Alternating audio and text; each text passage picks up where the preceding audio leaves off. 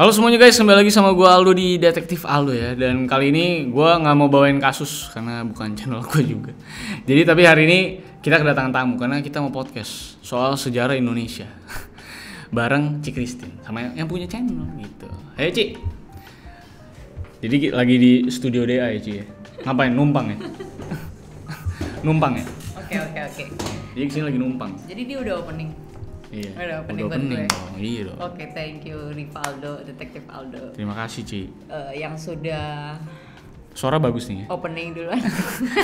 Suara gak kayak podcast pas itu ya. Jadi ini lanjutan dari podcast kita. Iya. Dari podcast 2 bulan lalu. Betul. Udah 2 bulan lalu Ci. Iya, 2 bulan lalu. Emang udah 2 bulan? Kita kan habis podcast pertama, terus langsung dealing design. Oh iya. Terus langsung eksekusi. Oh iya, udah lama ya. Gak nyangka ya perjalanan kita persahabatan kita ini udah 2 bulan ya. Rasanya udah lama loh. Iya, rasanya tapi udah lama ya. ternyata dicatat Masih 2 bulan. Masih 2 bulan. Jadi gini, this is my channel. So welcome back with me Christina Suardi di CST Interior Designer. Yoi. Hari ini saya bakal review studionya Detektif Aldo. Review kerjaan sendiri ya, Ci? Iya dong, review kerjaan sendiri. Gitu. So ini adalah studio rekaman Detektif Aldo. Jadi dia beraktivitas, rekaman semua di sini. Yes. Nah, sebenarnya ini konsep yang sudah diidam-idamkan kita berdua. Betul. Gak sih? Iya gue sih. Coba diceritain dong, konsep tuh sebenarnya yang lu pengen banget itu, apakah udah terjadi? Terus apa sih konsepnya dari awal sehingga terjadi seperti ini? Ada, kalau ini kan udah pasti bawaan dari Detektif Aldo Yang sebelumnya. dari sebelumnya, dan terjadi view seperti ini, performance-nya itu seperti apa? Iya, jadi kalau mau tahu kan pasti itu kan emang studio gue tuh di Rahina gitu Ci ya. Sama itu tuh siapa namanya? Ko Edi ya. Untung orangnya nggak ada ya. Jadi memang konsepnya kan gue suka banget sama neon kan Ci. Cuma kan memang inspirednya kan from 80s gitu kan. Itu yang diimplementasikan makanya di TLM kan. Nah itu sebenarnya kan karena kebeeman gue aja ada neon lights, ternyata neon lights-nya itu menutup space gue untuk naruh teks gitu kan di studio Ci. Iya kan kalau di video tuh, karena video-video sebelumnya kan gue punya blank space gitu. Nah terus gue konsultasi juga sama Cici sama si Koedi juga kan, akhirnya dapat konsep timeline-nya mau di kombinasi berarti 40s dan 80s, karena kan 40-an kan zaman-zaman mafia lagi gokil-gokilnya tuh di Amerika, desainnya kayak gimana, akhirnya terbentuklah kayak gini gitu. Dan tentunya harus ada ambalan karena gue harus taruh Coca-Cola ya Ci. Terus sama inilah lampu atas inilah yang luar biasa, Yang ikonik ya. Iya, oldies sekali. Sebenarnya studio ini pengen menciptakan sedikit darkness, jadi Iya. menceritakan tentang sejarah dan juga karakter seorang detektif. Gitu. Tapi karena Doi juga demen banget neon, jadi ya kita mix dengan vaporwave, yaitu ya zaman 80-an. Yoi. Jadi darkness tapi juga ada itunya. Vibe anak muda. Gitu, anak muda. Gitu. Terus di sini elemen-elemennya itu nggak jauh beda dengan studio TLM yang ada di video CST juga. Kalau bisa ditonton. Kalau nggak bisa nggak usah ya Ci. Jangan dong tonton. Karena kita bikin udah kerja keras banget nih. Kita syuting udah fun, udah pokoknya heavy duty punya lah. Nah di sini elemennya nggak jauh beda, yaitu ada neon dan di background itu bata. Kenapa bata Ci? Kenapa bata? Sebenarnya bata itu kan gue lakukan research juga. Jadi kan untuk 40s terus detektif itu seperti apa. Jadi exactly they are working di zaman itu tuh seperti apa. Jadi mereka nampilin itu darkness. Jadi tuh keras, misalnya di belakang dinding itu mereka udah pasti kayak batu bata warna hitam, abu-abu, konkret gitu kan. Terus ladder and everything. Tapi karena di sini pengen di mix dengan fun sama neon, jadi gue kasih shade abu-abu. Sehingga nggak terlalu jauh gitu lompatnya dari yang berat terus tiba-tiba ke neon gitu loh. Jadi itu di mix lah abu-abu putih, jadinya ada shading. Berarti sebenarnya tinggal harusnya furniturnya aja Ci. Meja masih jelek aja. ya? Jadi mungkin kalau meja Meja. Sama harusnya ada bangku kulit ya, Ci. Bangku kulit seperti di Era-era itu desain, ya. era-era itu 40s. Seperti desain itu yang mahal tuh kayaknya tuh beli meja sama bangkunya tuh, Ci. Iya. Tapi komen-komen penonton gimana nih tentang view lu yang baru nih? Jauh lebih apa ya? Suka. Lebih accessible sih untuk naro teks dan segala macamnya, lebih friendly. Terus karena sekarang udah padat juga ruangannya kan, jadi suaranya lebih enak. Sebenarnya gue nggak terlalu concern sama apa yang dilihat publik sih, Ci.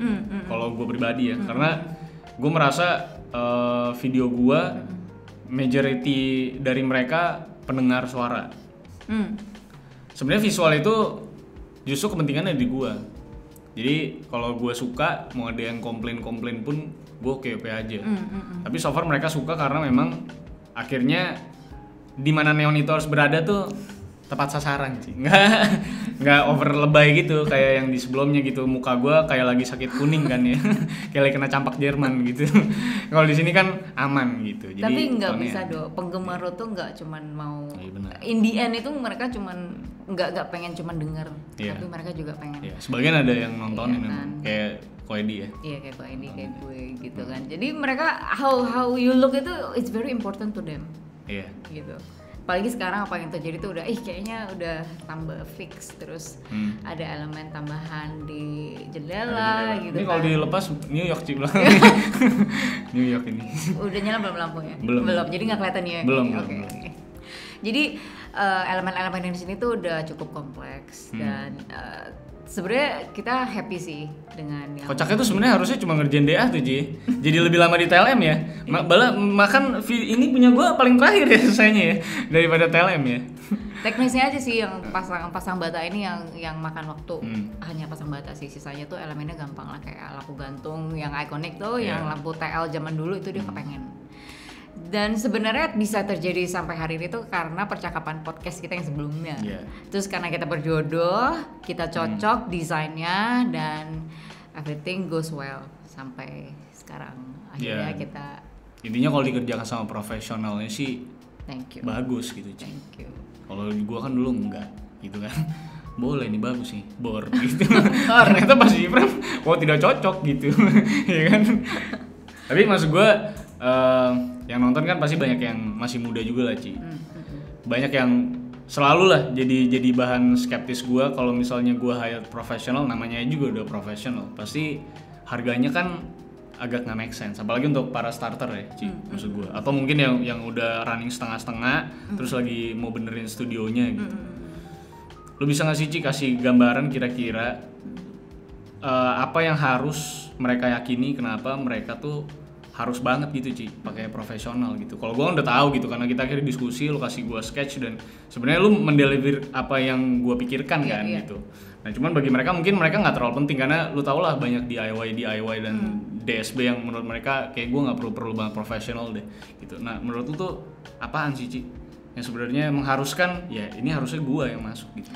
Kalau mereka memang punya vision ke depannya yang kuat nih seperti TLM dan DA, ya mereka harus istilahnya bukan mensisihkan sebagian dari dana ya, tapi kalau misalnya kita punya mimpi, kita punya tujuan, ya it's really important to work with professional karena dari apa yang mereka mau sampaikan itu terrealisasi ya kan. Janganlah kita ngomongin budget. Oke, budget itu kan sangat relatif ya. Mau profesional tapi kan namanya budget itu beda-beda. Bisa dipilih-pilih lah ya. Ya gitu kan. Dan itu budget kan kita tentukan dari besarnya project juga. Jadi kan nggak melulu kita hire profesional udah pasti mahal gitu kan. Sebenarnya mereka ya tadi tujuan lu bertanya kan kenapa sih bekerja sama dengan profesional? Ya itu untuk memaksimalkan apa yang mereka punya sama apa yang mereka mau bangun. Ya kan. Kalau misalnya mereka punya barang-barang sendiri, DIY sendiri, kalau menurut mereka masih ya udahlah kapasitas gue masih bisa nih segini. Ya sudah lanjutkan dengan itu ya kan. Karena you've been survive years kan dari DIY juga gitu kan. Sampai tahun ini TLM sama dia memutuskan ya kita harus fix. Kita harus lebih mature, kita lebih matang karena posisi lu juga memang sudah di situ dan ditentukan juga oke, my vision is fixed, ya udah we work with professionals gitu. Bener nggak sih? Jawaban profesional yang luar biasa. Udah kelihatan jam terbang gitu. So jadi kita sekarang kan kita udah tahu nih dari CST, udah tahu Detektif Aldo, jadi udah pasti itu jadi tontonan kita semua juga. Oh, kira mau bahas kasus bareng-bareng Mau di CST. boleh juga. So jadi kita cerita singkat aja seperti ini aja, fun juga doing with you guys. Karena cuma two side doang ya Ci ya. Iya, two side aja, tapi ya itu yang bisa diberikan itu lebih dari itu. Yes. Feel-nya, jadi ambience-nya itu yang penting kan dari apa yang dikerjakan dari desain. Thank you banget ya Ci, sudah membantu ya. No, thank you juga sudah membiarkan CST mau bekerja sama dengan TLM. Sama-sama Ci, sama-sama sekali. sama-sama. Thank you banget Ci. So nanti jangan lupa like, share dan subscribe, komen apapun tentang CST dan juga DA dan juga TLM. Dan pasti kita bakal ketemu lagi di channelnya TLM sama DA harusnya. Ada Masih Ci banyak. Christine lagi. Masih banyak. Bajunya udah beda lagi, udah bukan Darth Vader nanti, Stormtrooper tadi. Okay, so see you next time guys. Bye bye. Bye bye.